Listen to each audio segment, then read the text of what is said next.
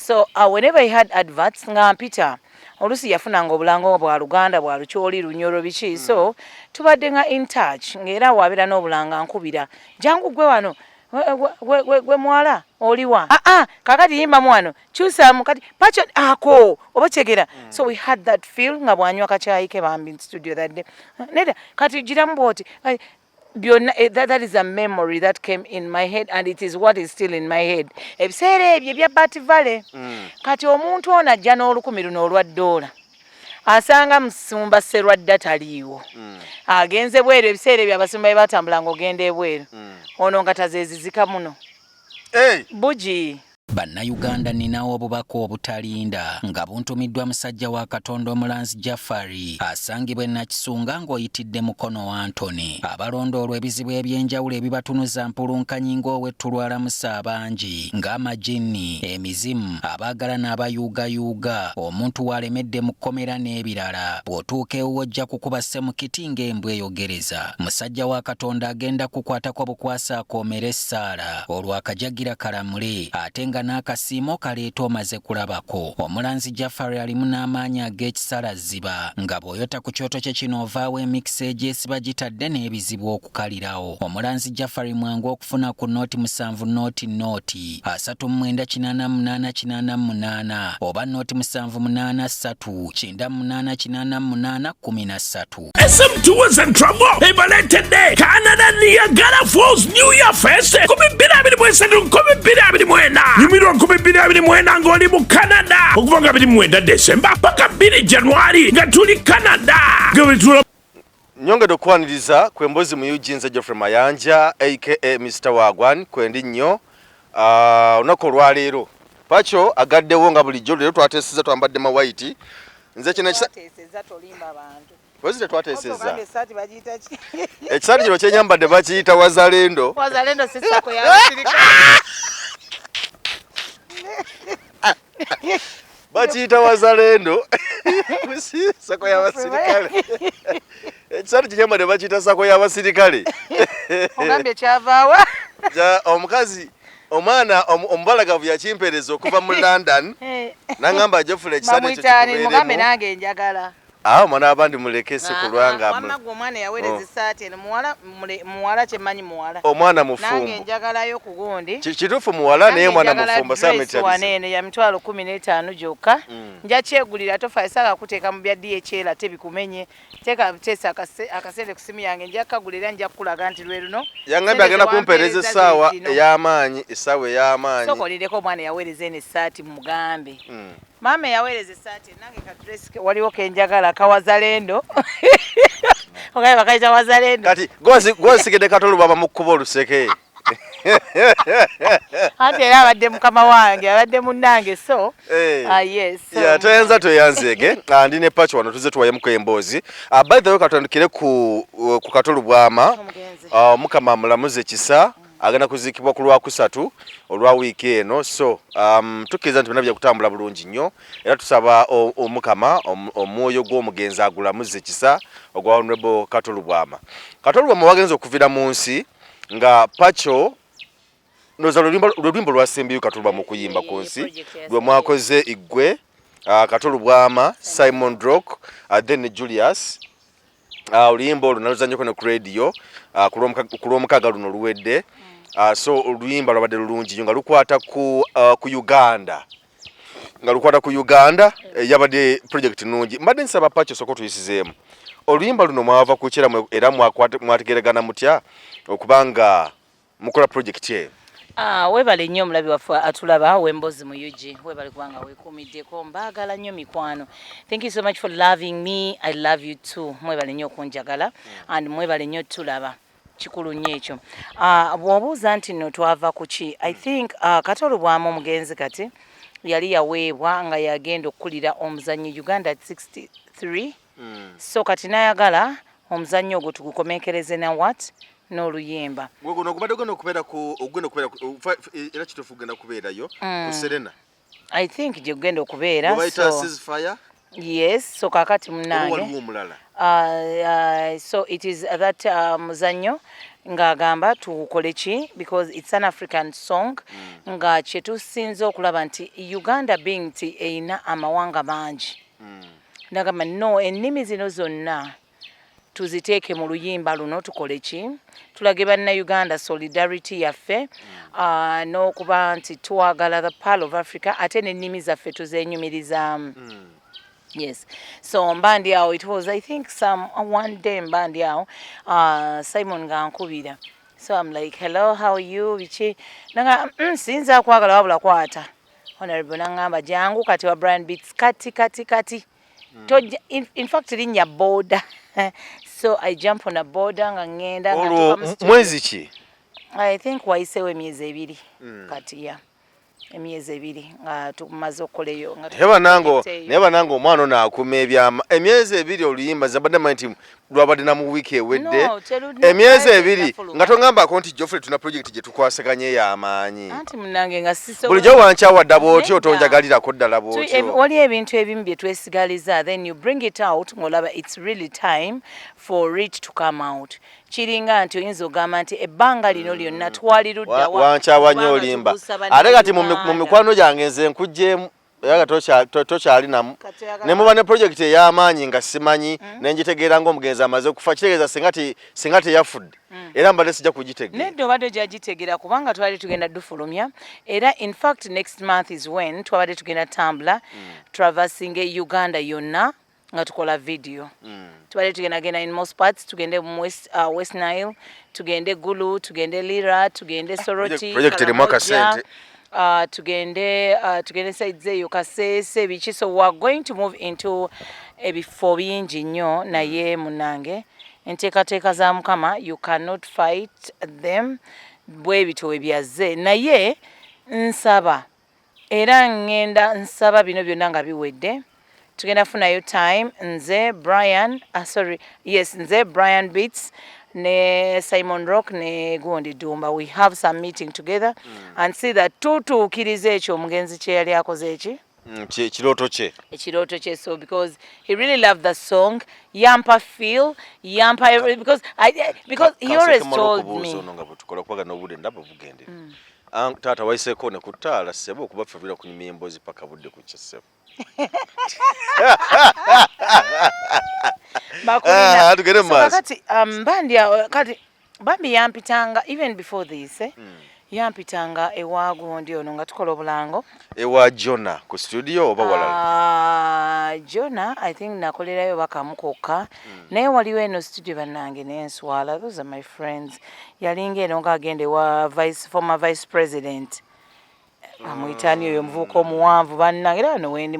yali nga studio eyo nga mulimu fiction max naye oyo gayo omuwanvu yeyani bannange Mukama nsaasira naye abamutegedde mumutegedde so whenever he had adverts nga mpita olusi yafunanga obulango bwa Luganda bwa Lukyoli Lunyoro biki so tubadde nga in touch ng'era wabeera n'obulanga nkubira jangu gwe wano gwe mwala oliwa kakazi gwe oliwa yangu wano gwe waliwo wano sente zo ng'omanya akalango weekali so nga nkola obulango mostly nga bugenda amuwe radio zeeyo tugezeeho ima Gulu biki so he always gave me bintu by'okukola obulango and he always told me Pacho ine dobozi and I think and I believe you can do something so that day we yalinga bakola oluyimba olwo yakwata bukwasi simu n'agamba Duma mukubire Pacha ajje wano it's her voices I want ate njagala tuteekemu ennimi zonna ezo zizikola ki so when you listen to that song einamu those languages zonna we put in Lute so I think every ezisinga obungi bambi twateekamu ennimi zonna ezisinga obungi Kiswahili inclusive lingalo omutonotono n'ebirala bingi nnyo bye twateekamu so I think it's really a good piece to listen to era actually nze bangamba nti afudde memory yange yonna yajja ku kye twalina mu studio mayiwe bagamba kakati yimba mwano kyusamu kati Pacho ako oba kyegera so we had that feel nga bwanywa kacyayi ke bambi in studio that day neda kati giramu bwoti that is a memory that came in my head, and it is what is still in my head. Every time I think about him, I remember the good sweet moments we had in studio. Tulibana onaleta voice onaleta Simon agamba honorable abote bokola bwoti ochegera Anko Kato kolamu bwoti lwaki tokagize ochegera. So I mean at the time we had in studio a chair ringing into my head, and it really rings in my head every time I think about him. Nze sinaba nakukkiriza ne oba oli awo ngenda kukkiriza ngenda kutuuka nzikirize tiyafudde. Anko Kato Lubwaama biki byonzo kumujjugira ng'ogyeko ebya studio. Amanyi nti no badde mu industry eya media naye mwabadde era mmanyi nti n'okumanyigana okutuuka kubanga mukola mwenna wali omulengeredde ebbanga ddene.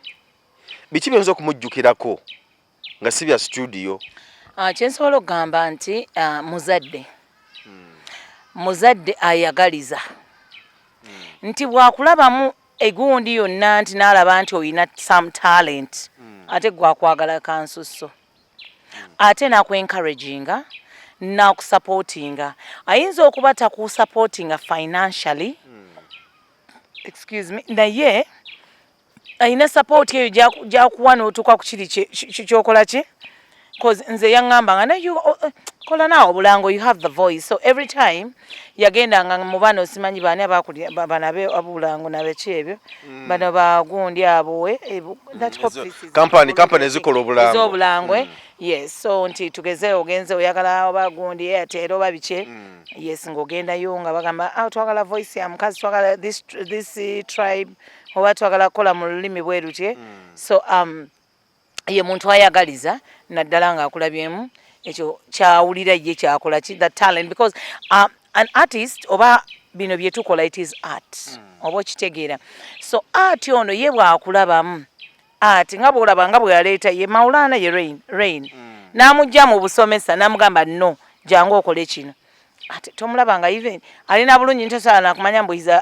a professional teacher okitegeera. So bwakujjamu kiri eri n'agamba no Pacho kino kisobola. Pacho osobola okwogerera emikolo nenjogerera omukolo gwa papa. Okitegeera being the MC nangamba you have the voice, it is so commanding, oyina body oyina bicho kitegeera. So he's one person who encourages naddala nga amaze okulabamu ekintu ekisobola okutwala mu maaso ate akuyambako otuukiriza ekyo ekirooto kyo. So ye muntu ayagaliza nnyo. Apart from biri ebirala byonna ate kye namwebazaako nti fenna abali mu art industry ndooza 90% bayitako mu mikono gye. That's why when I was even listening that morning nali ntwala mwana ku ssomero when that news happened, nze nabira buli akasawa nali mpeza gundi mu motoka ku Machaz, we are going with the girls to school. So I had the Abe Muchibis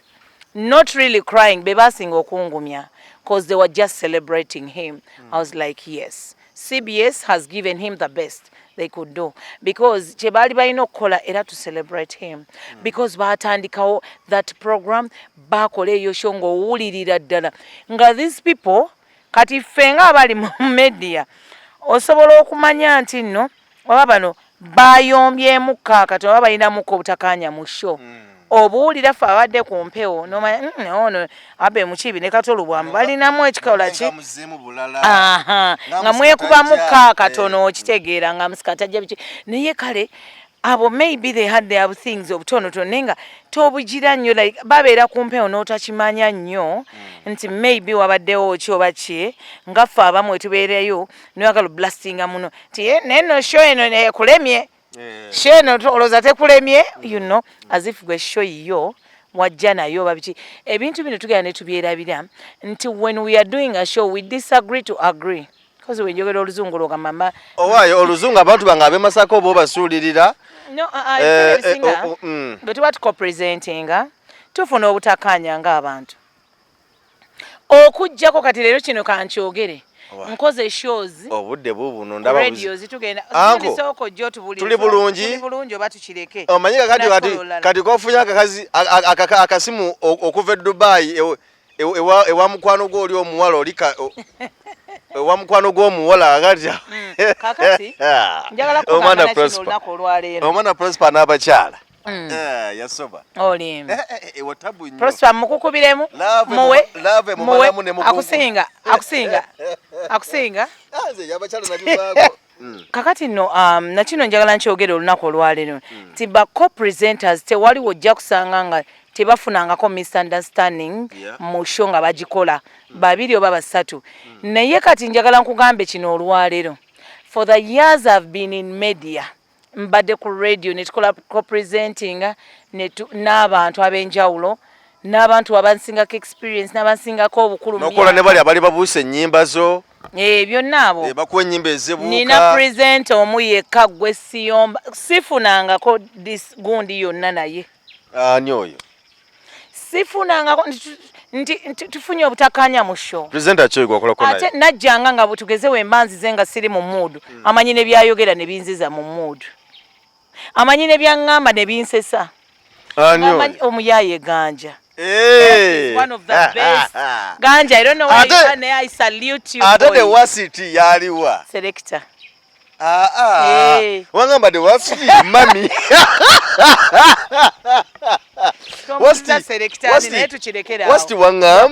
wasti wangamba ye mami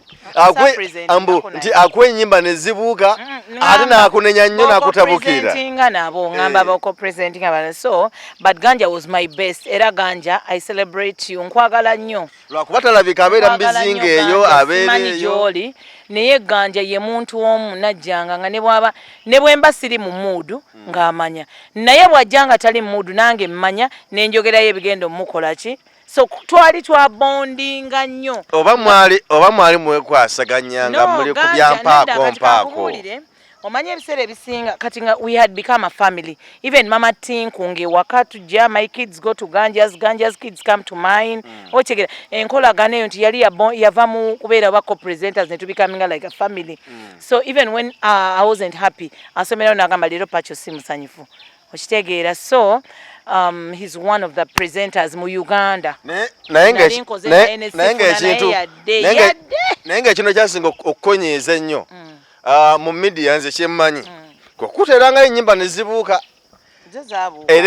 era ekyo nalabako n'omukulu ng'agamba oba yazitekangayo nezibuuka wananyinga yakyogeramu oba yazitekangayo nezibuuka zibuuke radiyo yali ya nnyoko teyali ya nnyoko nze naye tujoogeddwa kati nange muita nyokonze oba how do they say it like I want you to teach me Luganda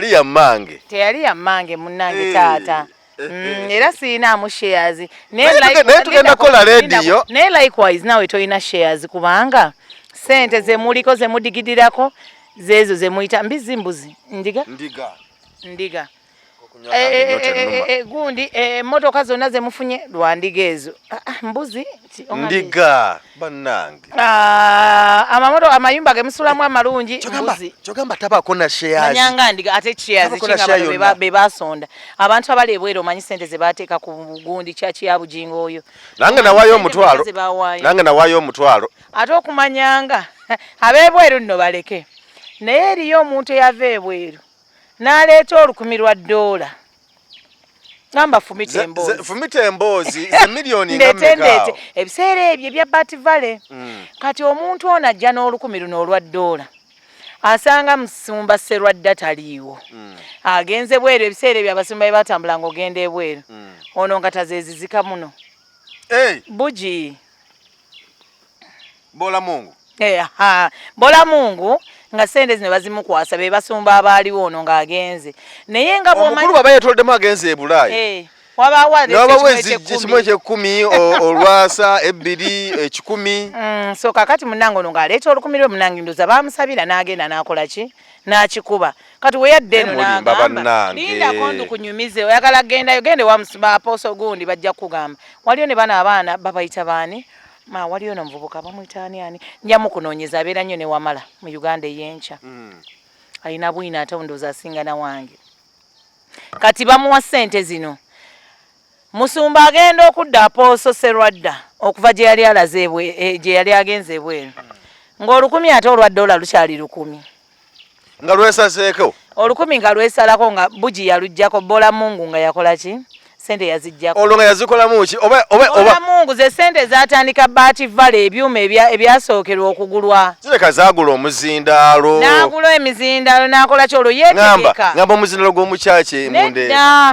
bye yatandikisa Bati Valley kaakati oli agenda okudda ndoza nga yeeteeseteese n'agamba kati ono ndoza bukyakolanga biki nange leero kamukube zino ntandikewo kyaki ndoza olwene muli yali akiina kyokwagala okutandikawo kyaki naye nga yeebuuza nkoze ntya laba $10,000 we lujja emyaka egyo like 15 years we are talking about maybe 10 years behind nga ziyinza kuba nga milioni 6 ku 5 simanyawo rate yali kusende mmeka so omukulu Apostle agenda okudda Apostle Serwadda ng'ono aguze emizindaalo aguze n'ebikola ki kati ng'ali eri naye ng'akyebbirira okugendayo naye bwinoono omujja wa Bati Valley okitegera kati ono Lwadda n'amugamba nga tamanyi omanyi bano abantu b'ebweru balina engeri gye bakolamu ekintu ayinza okuweereza ssente n'agamba Geoffrey zimpeere Pacho gwe n'ozikuba n'olowooza talimbuuza Pacho Geoffrey namuwa obubaka bwo bwatuuka ekimu eky'ekkumi kyatuuka kati oli yagamba munnange saakusanzeewo omusumba Serwadda naye kaakati naleseewo 10,000 ne gundi musumba gundi namusanzeewo n'atusabira nako kaakati bola Mungu nga bamuwa $10,000 kaakati munnange ono agenda okudda we yamubuuzaako ssente n'amuyita mu ofiisi awo beesibira na munno omu yasibirayo munne bola Mungu yasibirayo naye bannanga omwana ono ng'amusibirayo ng'amugamba simanyi biki nga bw'omanyi omukozi yenna ng'akukooye ng'akooye obeera ewuwo akugamba byonna byayagala n'akutambula n'agenda kati bw'etambula n'agenda ono n'alowooza enkya bajja kusisinkana bajja kuddamu basisinkane okyegera kumba oli yaguzedde emizindaalo oba ailipu zaali zajja emizindaalo egyo gya ailipu oba byoba byakajja sijjukira nze biseera ebyo gyaliwo so kakati agenda omulinda enkya nti oba alete n'amuwa oba moya muwa $3 ze yasangawo ku 10 yasangawo 3 nga n'ebitaano tebiwera so kaakati bola Mungu ng'atandika eri ono eno bamulinze bamanyi agenda kujja mulanca bikinga nga taliiwo n'atandika eyo gundi ye bw'atyo bwe yakola ki naye nga kyali 10 ekyeno 10,000 olweno $10 ze baleeta ni kimu eky'ekkumi niba bamuwaayiriza kaakati ddala nedda nkunoonyeze Isaac wewe mama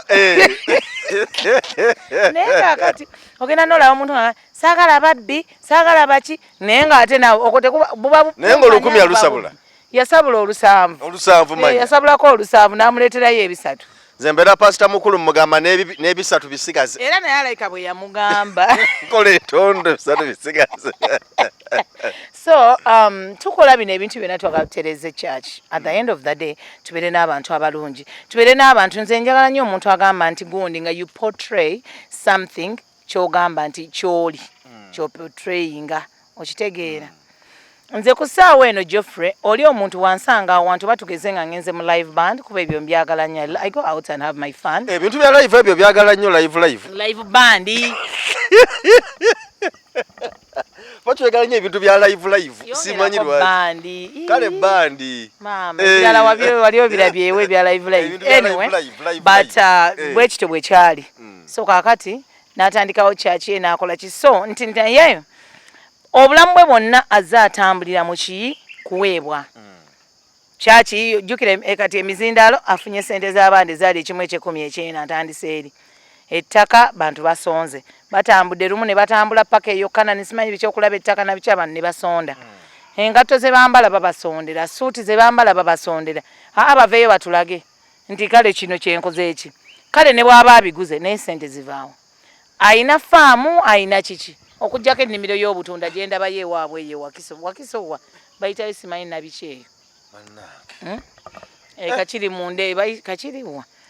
that side ne Hoima Road okujjako ennimiro y'obutunda kati gye tulaba nti kale naye nga buli kimu bakifunye mu bantu abo be bayite endiga oba mbuzi balima n'amapaapaali n'okulunda ente era mulaala simba bamuwaayo ente n'alunda meka ziriyo nga meka ente nnyingi ko ndowooza so kakati twagala byonna tubikola bino byonna okubanga tutereeza twagala abantu bano abeeyita aba Katonda babeere nga ddala bye bakola byebyo Mukama Katonda byayagala bakole ki bakole. Ndowooza olaba abantu bangi nnyo bali kuvaayo boogera ku bantu bano. Ffe we twavaayo ne balowooza tulina gwe twagala okwonoonera amannya okitegeera. Naye abaana balina obulumi naddala abakoledde mu basumba bano gwerinda kabaana bajja kujja bakube Kiganda, bajja kujja bakube Ssennyonga, bajja kujja bakube kakati mmwe muli eyo. Naye abaana balina obulumi ku mitima olw'abantu bano abeeyita abantu ba Katonda nga bungi nnyo. Nze nawulira Kyowolo tudde ng'agamba senga kyali kisoboka naye kennyini yafunako ekirowoozo olumu n'agamba oba omusajja mutto ono mmuggyewo. Why would you wait omukozi okutuuka n'ekintu ekyo ku mutima like that? Naye nga busungu. Emboozi yo nnyingi nnyo naye nga olwasa lwo olusanvu lwayitaawo kati naye kale etuyitidde obuyitizi naye ng'ensonga enkulu tubadde tugezako kucelebratinga obulamu bwa Honorable Kato Lubwaama omugenzi ssaawa zino era nga tubadde tuzina okugera ku luyimba nga bwe tubyogeddeko oluyimba Pacho luyimba oluwa mukisa luyimba olwasembyeyo Kato Lubwaama okuyimba ku nsi kuno olabuddemu Pacho Simon Rock ne na lyrics z'amaanyi okuyimba. So and omuntu eyanteese mu field wadde taliwo njagala kwongera genda mu maaso mulage nti kiwaŋŋamba nkole ki. I think I can do it. So abali eyo mujemba we collab ngenda kutwalako mu studio time be bampa byonna kati Brand Benz wandika oluyimba nina basigundi ba studio bangi nze nkwade studio eriwa bagita studio time eriruddawo esabula eri Makindi ngenda kujja neyanziza Brand Benz wandiika kolabo mujje tukole ennyimba bannange za mukwano nze nsinga okwagala with a little bit of gospel. Naye nga omulanzi Jafari Musa akutumidde nnyo mwagala nnyo nange munnange era mulanzi ono munnange abadde era naye mukwano gwa Kato Lubwaama nnyo era nga kyemmanyi mujja mulabako era mu kukola ki anti bafather baagaana mbu so banaddiini yamukuba mulogero omusango guli mbu mu kooti n'aguwangula era abadde kyaliiwe nnyo era ye yamukolera ku musango ogwo n'akola ki n'aguwangula era abadde munne nnyo ogwa kooti era n'ennaku zino ndowooza obadde omulabayo Haji Jafari Musa era nga ndowooza mujja kumulabako naawe era ku mikolo egisembayo kuba kati bo baavudde ne bagamba kabawerekere mukwano gwabwe omuntu waabwe bwe badde bakola ebintu byabwe era abadde mukwano gwe nnyo mujja kumulaba. Kale toyanzeeke agenda kwajja owa omulanzi Jafari Musa agenda kole ku nsonga zo gwe bikusumbuwa nakisonga mukono gwalina ebikusumbuwa byamaka bizinensi biki byonna mwekwate ensonga zonna zijja kutambula bulungi byonna bikolako oba bizibu oba bulwadde oya kumanya ekikutambulirako nga butali butuufu bwo olina ensonga zikusumbuwa agamba ye waali nnyo ajja kuba akuyamba okulaba nga akuzuula nawe weezuule era agamba nti akubuulira ebikwatako nga tumaze na kumugamba so omusajja akyo kimwisa omulanzi waali nnyo mwekwate ensonga zonna zijja kuba ziggwanga naffe tukkiriza kale katudduseko tukuleke tudduke tulina obudde mbadde Geoffrey Mayanja aka Mr. Wagwa ninga agendako ne ku SM Promotions SM Tours and Travels batwala abantu mu mawanga g'ebweru okulambula mawanga gonna okulambula bwakuba okunyira woteri kukolya ku bya visa kukolya ku bya passport ticket byonna babikolako bulungi nnyo ebikasa kikwatira nti byatambula bya nnyonyi ate wano mu Uganda era bakutwala bakulambuza mu bitundu ebyenjawulo nobanga osobola kubanga otegeera ensinga bwetambula. Oluyimba lubagambe luli ku YouTube ya omugenzi Honorable Kato Lubwaama ojja kubanga olufunayo baluyita mata MATTA toyanza yajigizaako akantu yangamba mami spell book ne mga BOOK yaseka nengamba yi kituufu nenjagala n'omukuba nangamba no they say BOOK toyanze Prosper Magics yabadde ku kamera awo nakukunywa kange wano kwentandikira nga mmaliriza Bannayuganda ninawo obubaka obutalinda nga buntumiddwa musajja wa Katonda omulanzi Jafari asangibwa e Nakisunga ng'oyitidde mukono wa Antony. Abalondoolwa ebizibu ebyenjawulo ebibatunuza mpulunkanyi ng'owetulwala musa abangi ng'amajinni, emizimu, abaagala n'abayuugayuuga, omuntu walemedde mu kkomera n'ebirala. Bw'otuuka ewuwo ojja kukuba ssemukiti ng'embwa eyogereza. Musajja wa Katonda agenda kukwatako bukwasa akoomera essaala olwo akajagira kalamule ate nga n'akasiimo kaleeta omaze kulabako. Omulanzi Jafari alimu n'amaanyi ag'ekisalaziba nga bw'oyota ku kyoto kye kino ovaawo emikisa egyesiba gitadde n'ebizibu okukalirawo. Omulanzi Jafari mwangu okufuna ku nooti 7 nooti 38888 oba nooti 783 9888 SM Tours and Travel ebaletedde Canada Niagara Falls New Year Fest 2023 nyumirwa 2024 ng'oli mu Canada okuva nga 29 December paka 2 January nga tuli Canada.